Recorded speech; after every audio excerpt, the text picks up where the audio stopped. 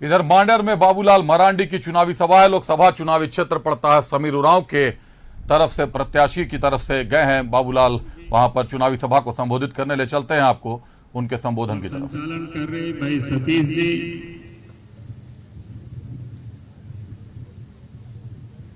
और अल्पसंख्यक मोर्चा के श्री शरीफ अंसारी जी, योगेंद्र सोरेन जी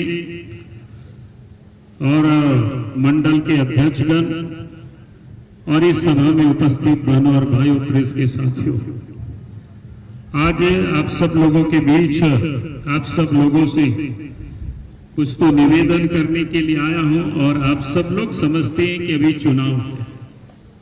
चुनाव आपके लोकसभा क्षेत्र में 13 मई को होना है और आप सब लोग जान रहे हैं, आपके चिर परिचित व्यक्ति हैं, कई एक दफे घूम चुके होंगे इस क्षेत्र में। समीर उरांव जी को इस बार इस क्षेत्र से भारी मतों से विजय बनाना है, यही निवेदन और यही अपील करने के लिए आया और इसलिए इसको हमें विजय बनाना है, क्योंकि देश में फिर से 2024 में नरेंद्र मोदी जी को प्रधानमंत्री बनाना है और देश के प्रधानमंत्री नरेंद्र मोदी जी फिर से बनाना, यानी 10 वर्षों से देश के प्रधानमंत्री नरेंद्र मोदी जी इस देश के विकास के लिए काम कर रहे हैं। इन 10 वर्षों में जो काम किया वो हम सब लोगों के सामने है, चाहे गांव के लोग हो, चाहे किसान हो, चाहे महिला हो, चाहे गरीब हो, चाहे मजदूर हो, नौजवान हो, सबों के लिए, किसी भी वर्ग को इन्होंने नहीं छोड़ा। सब लोगों के लिए उन्होंने काम किया, सबके विकास के लिए काम किया। देश के प्रधानमंत्री नरेंद्र मोदी जी कहते हैं सबका साथ, सबका विकास और सबका विश्वास, और ये सिर्फ नारा ही नहीं बल्कि इन्होंने इन 10 वर्षों में काम करके दिखाया है और आगे भी काम करने के लिए देश के प्रधानमंत्री नरेंद्र मोदी जी ने कहा है कि हमें भारत को विकसित भारत बनाना है, समृद्ध भारत बनाना है। जब हम विकसित भारत की बात करते हैं, समृद्ध भारत की बात करते हैं, तो यानी आम लोगों की जो न्यूनतम जरूरतें हैं वो सबको समान रूप से उपलब्ध हो। न्यूनतम आवश्यकताएं क्या है व्यक्ति की, लोगों की? भोजन है, वस्त्र है, आवास है, शिक्षा है, स्वास्थ्य है। अगर आप इस दिशा में देखें तो देश के प्रधानमंत्री नरेंद्र मोदी जी के बनते ही इन्होंने इस काम को प्रारंभ किया। पहले गांव घरों में, गरीबों के घरों में शौचालय नहीं होता था। देश के प्रधानमंत्री नरेंद्र मोदी जी के प्रयास से हमारी मां बहनों की इज्जत को लिए इज्जत घर उन्होंने देने का काम किया, शौचालय देने का काम किया और गरीबों को भी अपना घर हो, उसके लिए देश के प्रधानमंत्री नरेंद्र मोदी जी ने प्रधानमंत्री आवास भी देने का काम किया। यानी इन 10 वर्षों में पूरे देश में 4 करोड़ से अधिक प्रधानमंत्री आवास बनाए गए और देश के प्रधानमंत्री नरेंद्र मोदी जी ने कहा है कि फिर से तीसरा बार देश के प्रधानमंत्री बनेंगे तो 3 करोड़ से भी अधिक प्रधानमंत्री आवास दिए जाएंगे। जिस गरीबों को पहले आवास नहीं मिला या फिर जनसंख्या बढ़ गई तो उन लोगों को भी उस प्रधानमंत्री आवास के दायरे में शामिल किया जाएगा, ताकि देश के हर गरीबों को एक पक्का मकान होना चाहिए। यानी देश के प्रधानमंत्री नरेंद्र मोदी जी हर लोगों की मकान हो, इसकी कोई चिंता करते हैं तो देश के प्रधानमंत्री नरेंद्र मोदी जी चिंता कर रहे हैं। और उन्होंने क्या कहा? देश के सिर्फ मकान ही नहीं, मकान में चूल्हा भी, गैस कनेक्शन भी। अब याद करिए, पहले इस देश के अंदर में गरीब ये सपना में नहीं सोच सकता था। शहर बाजार में ही गैस का कनेक्शन और गैस की चूल्हा होता था, गांव के लोगों ने उसका दर्शन भी नहीं किया था। लेकिन देश के प्रधानमंत्री जब नरेंद्र मोदी जी बने तो देश के प्रधानमंत्री नरेंद्र मोदी जी ने गांव की गरीबों के झोपड़ी तक भी गैस की कनेक्शन और गैस की चूल्हा पहुंचा दिया, ताकि हमारी मां बहनें वो भी धुआं से बचे और वो गैस की चूल्हा में अच्छे से खाना भी पका सके।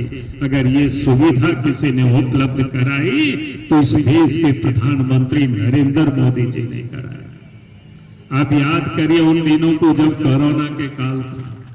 कोरोना के काल में क्या हालत बन गया था।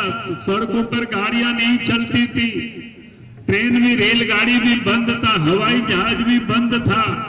और उस लॉकडाउन के काल में लोगों को लगता था कि पता नहीं अब गरीब कैसे बचेंगे, कि लोग भोजन के बिना मर जाएंगे। लेकिन देश के प्रधानमंत्री नरेंद्र मोदी जी थे, उन्होंने इस देश के लोगों के लिए, इस देश के गरीबों के लिए प्रत्येक महीना प्रत्येक व्यक्ति 5 किलो मुफ्त में अनाज भी देने का काम किया।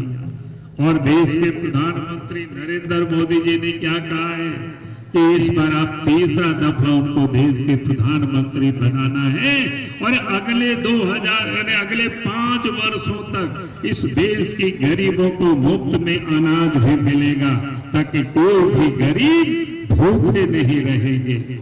अगर कोई देश के प्रधानमंत्री इस देश की जनता को ये गारंटी देती है कि कोई भी लोग भूखे नहीं रहेंगे, अगर ये गारंटी कोई दे सकता है तो इस देश के प्रधानमंत्री नरेंद्र मोदी भी दे सकते हैं।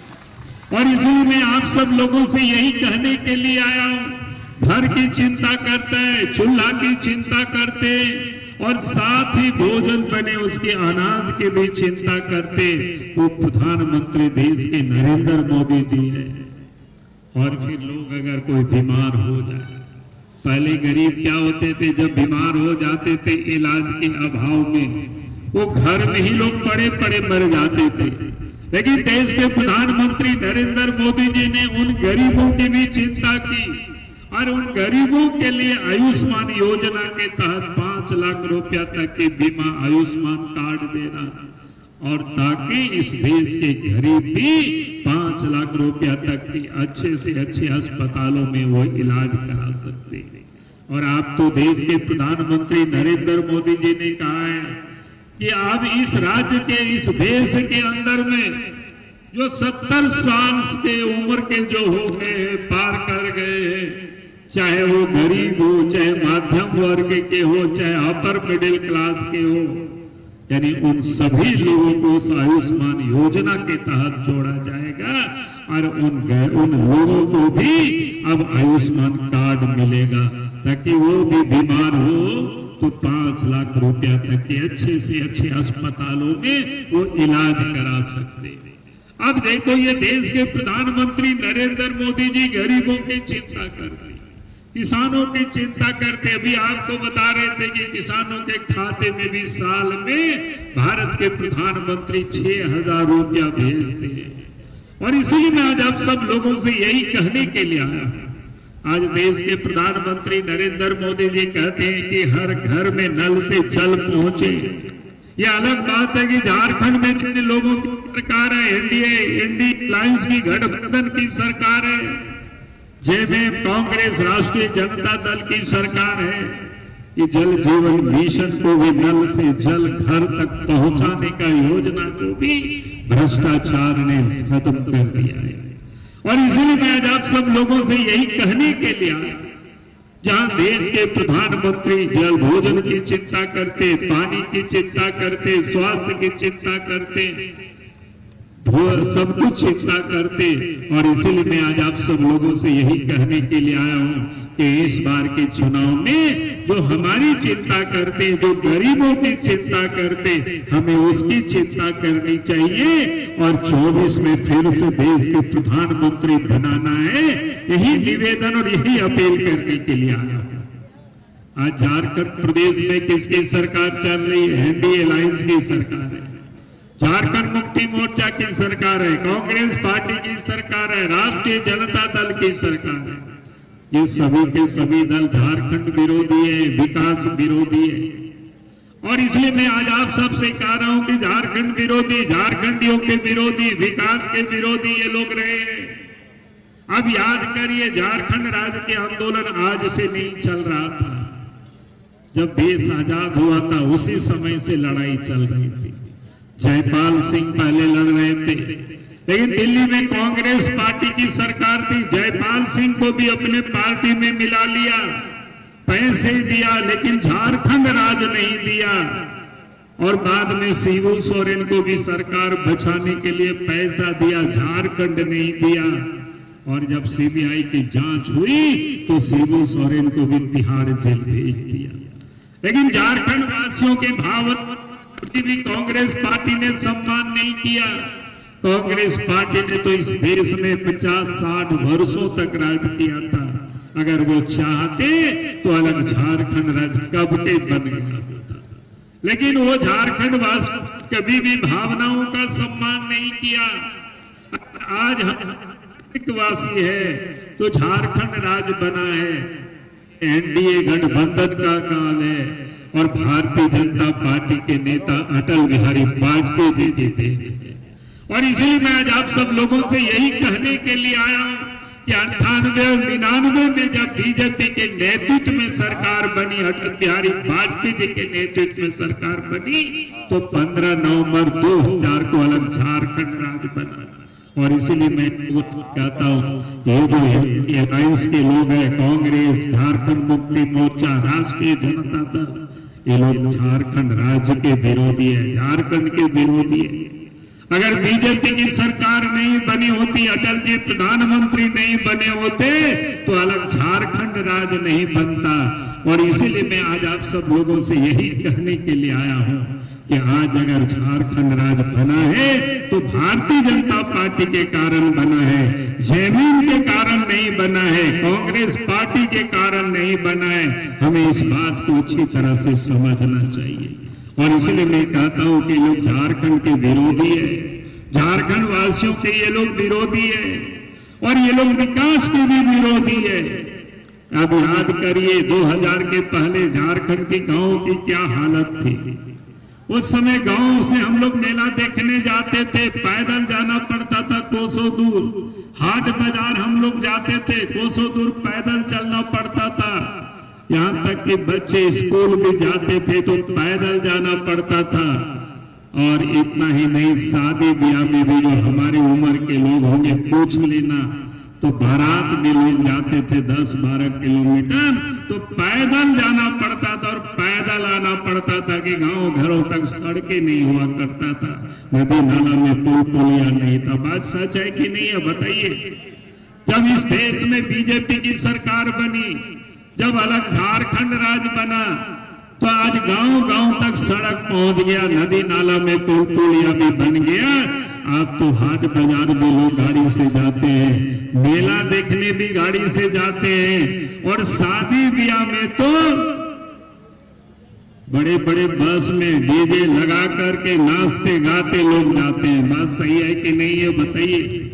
कांग्रेस पार्टी ने तो 50-60 साल तक राज किया था इस देश में, आखिर गांवों तक उन्होंने सड़कें क्यों नहीं बनाया, नदी नाला में पुल पुलिया क्यों नहीं बनाया कि गांव में भी लोग रहते हैं, गांव में तो और गरीब लोग रहते हैं, उसकी उन्होंने कभी चिंता नहीं की। और बीजेपी की सरकार बनते ही गांव का कायाकल्प हो गया, गांव को विकास लोगों ने देखना प्रारंभ किया।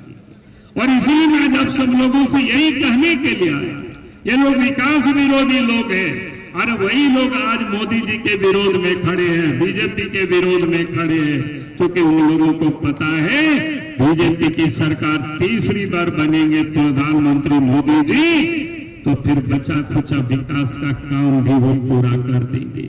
फिर इन लोगों की दुकानें बंद हो जाएगी, कोई इन लोगों को पूछने वाला नहीं रहेगा।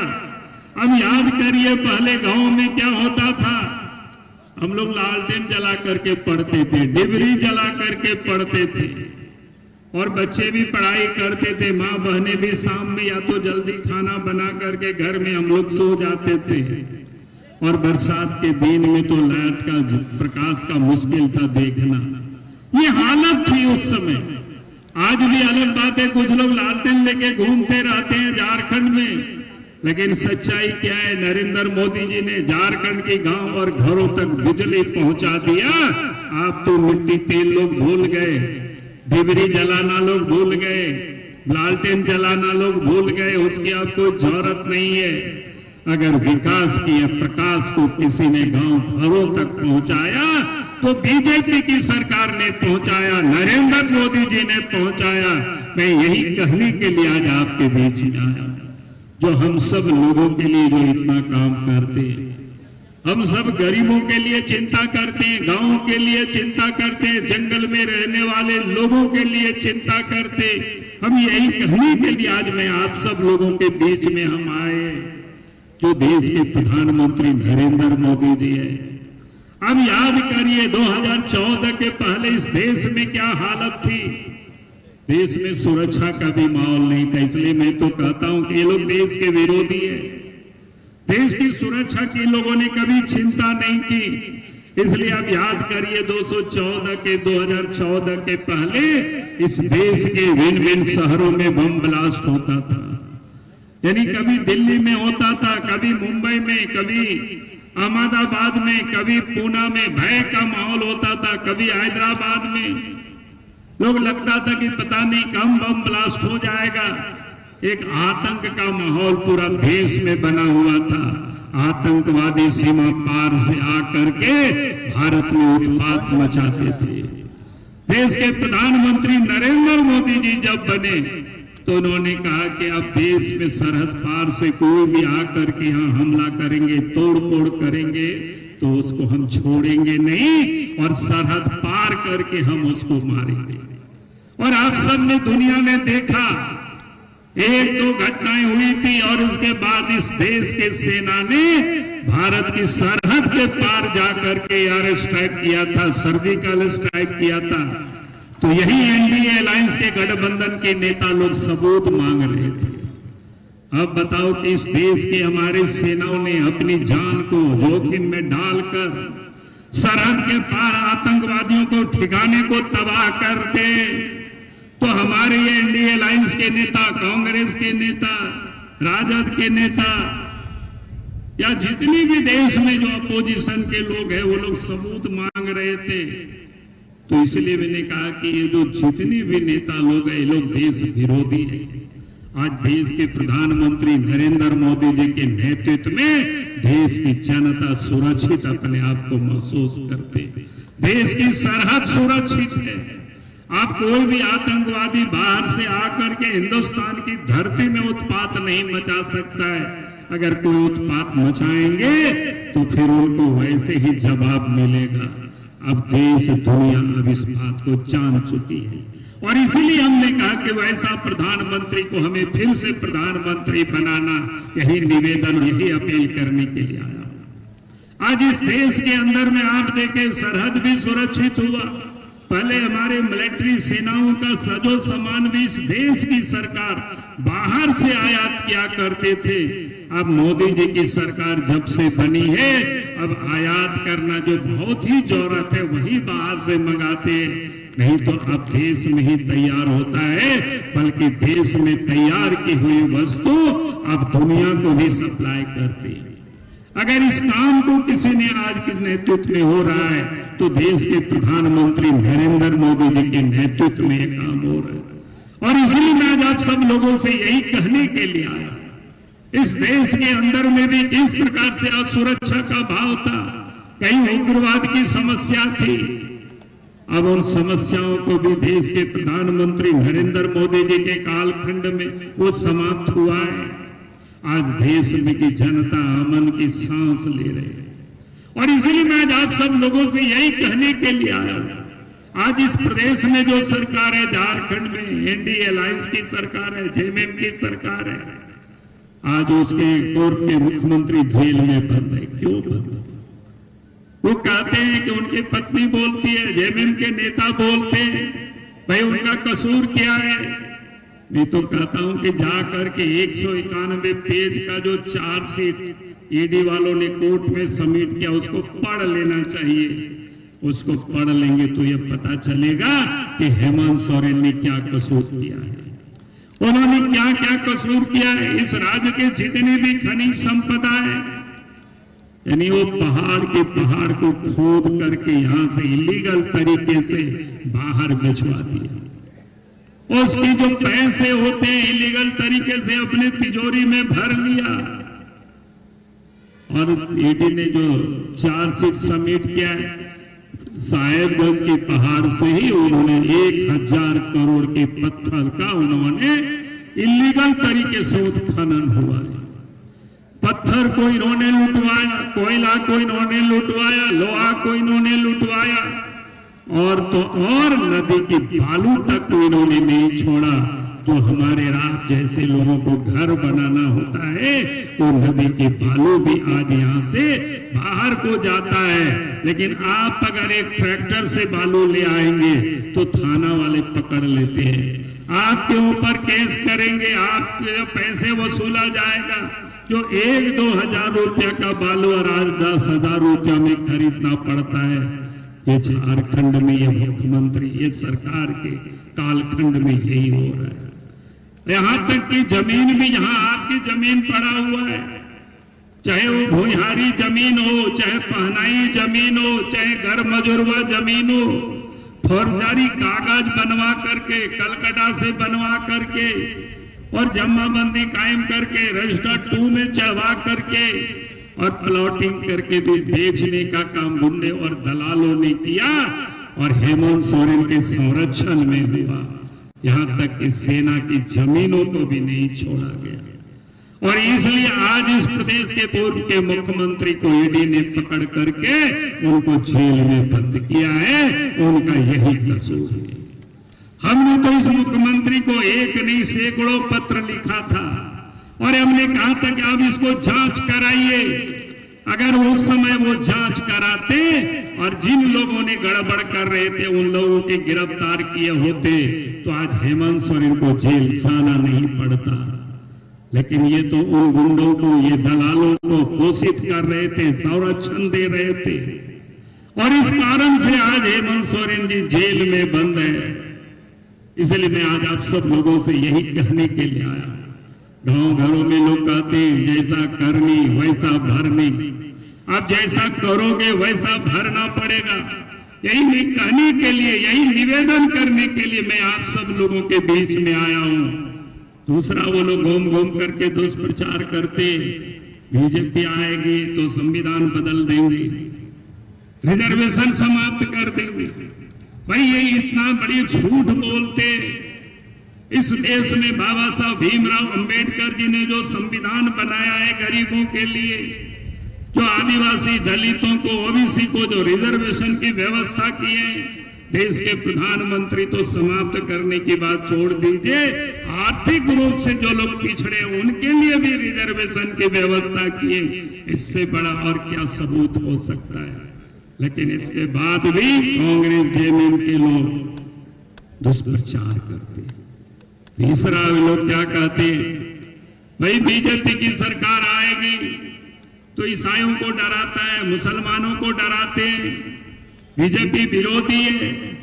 लेकिन अब 10 वर्षों में भारतीय जनता पार्टी के नेतृत्व में, मोदी जी के नेतृत्व में सरकार चल रही है।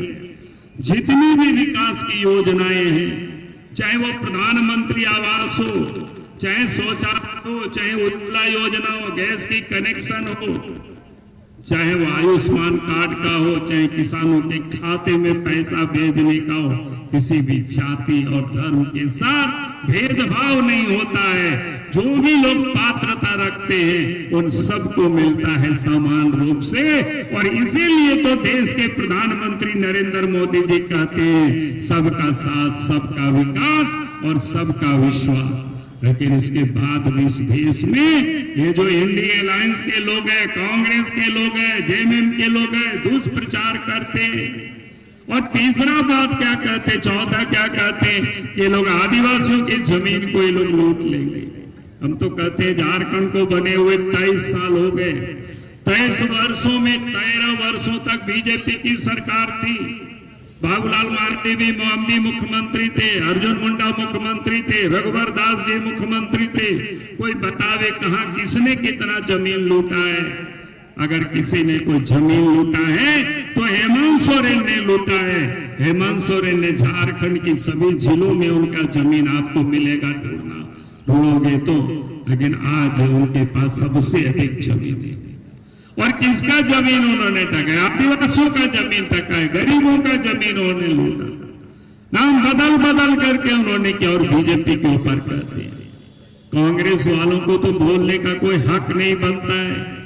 आज झारखंड प्रदेश में जितना अधिक कांग्रेस के राज्य में लोग विस्थापित हुए, उजाड़े गए, चाहे वो बड़े बड़े कारखाना खुला, एचईसी से कितना गांव और कितना परिवार विस्थापित हुए, इसका जवाब कांग्रेस को देनी चाहिए। जितना बड़े बड़े खदान खुले, बड़े बड़े डैम बना, वहां लोग विस्थापित हुए, उसका जवाब कांग्रेस को देनी चाहिए। मोदी जी के राज्य में 10 वर्षों में आप बताओ कहां कितने लोग विस्थापित हुए। और इसीलिए मैं आज आप सब लोगों से यही कहने के लिए आया हूं, जो इस देश में जो लोगों ने आज हाशिए पर जिनकी दुकानें बंद हो रही है, वो लोग दुष्प्रचार कर रहे हैं, हमें उस दुष्प्रचार की जवाब 13 तारीख को कमल निशान पर एक एक वोट दे करके देना है। यही निवेदन और यही अपील करने के लिए आया।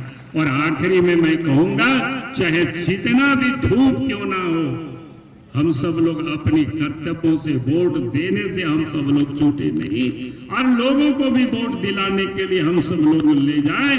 यही हम आप सब लोगों से निवेदन कर रहे हैं। इस लोकतंत्र के महापर्व में हम सबको अपने हाथों से अपना भाग्य लिखना है, हम सबको अपने हाथों से देश का भविष्य लिखना है, और देश का अपना भाग्य और देश का भविष्य इस देश के प्रधानमंत्री नरेंद्र मोदी जी के हाथों ही सुरक्षित है। और इसलिए फिर से मैं यही निवेदन करूंगा, 13 तारीख को एक एक वोट कमल निशान पर पड़ना चाहिए, और यहां से श्री समीर उरांव जी को भारी मतों से विजय बना करके नरेंद्र मोदी जी को प्रधानमंत्री बनाना, यही निवेदन, यही अपील के साथ अपनी बातों को मैं समाप्त करता हूं। बहुत बहुत धन्यवाद। जय हिंद, जय झारखंड, जोहार। बहुत बहुत धन्यवाद आदरणीय बाबूलाल मरांडी जी। इसके बाद धन्यवाद ज्ञापन होगा, उससे पूर्व हम लोग एक सामूहिक विजय फोटो हम लोग यहाँ पर सभी के साथ होगा, और उसके बाद धन्यवाद का कार्यक्रम।